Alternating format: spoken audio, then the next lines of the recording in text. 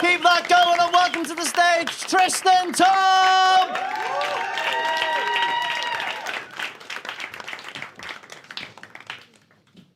Hello, everyone.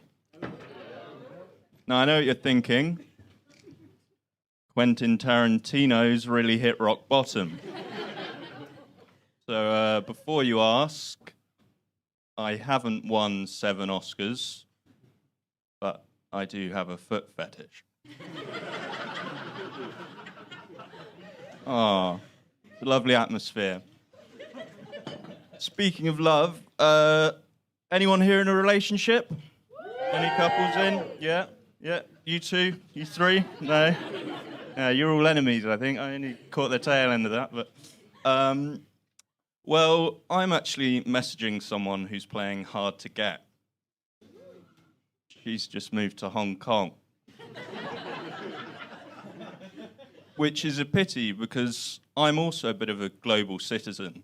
I did languages at uni, but I was rubbish in conversation class. I shit myself when I do any form of public speaking.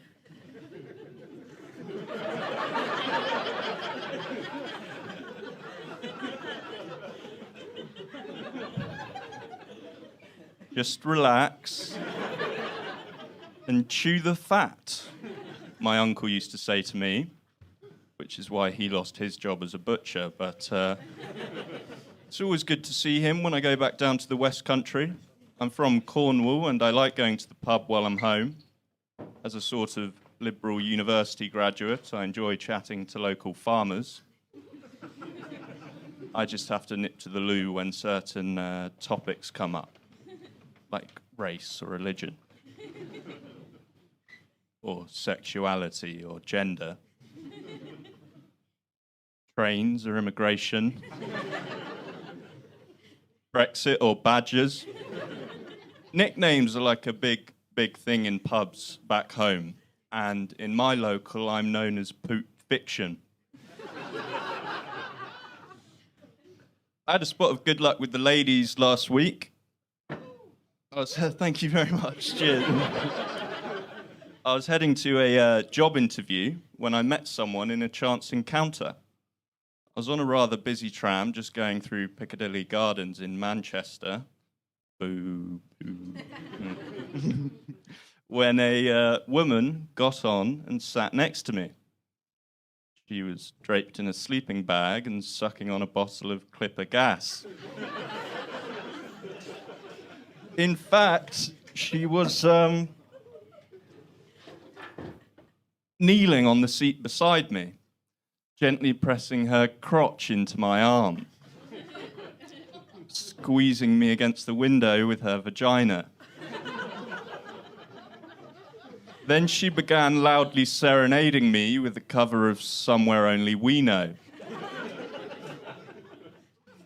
Now, when I was about 12 or 13, that was one of my shower songs. But when I sang it, I pictured sitting in a nice Cornish field with a girl from my school. I never imagined being with an old, toothless lady on the tram to Rochdale.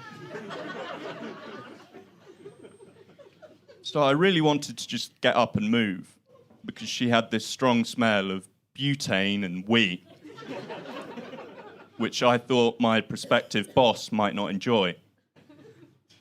But there's a couple of reasons that stopped me. So I'll tell you what they were, and then I'll fuck off.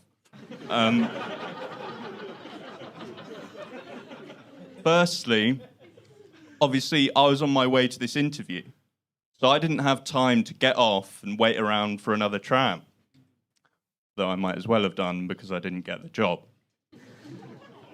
Secondly, there's compassion there, thank you. Secondly, I was concerned that any movement on my part would get her more fired up,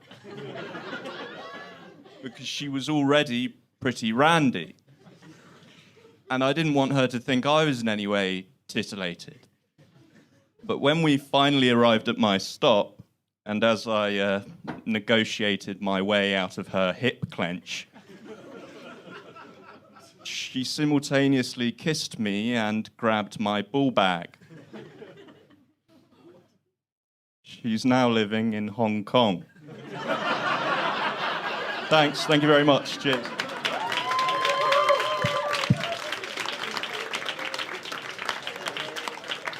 Tristan, Tom, everyone!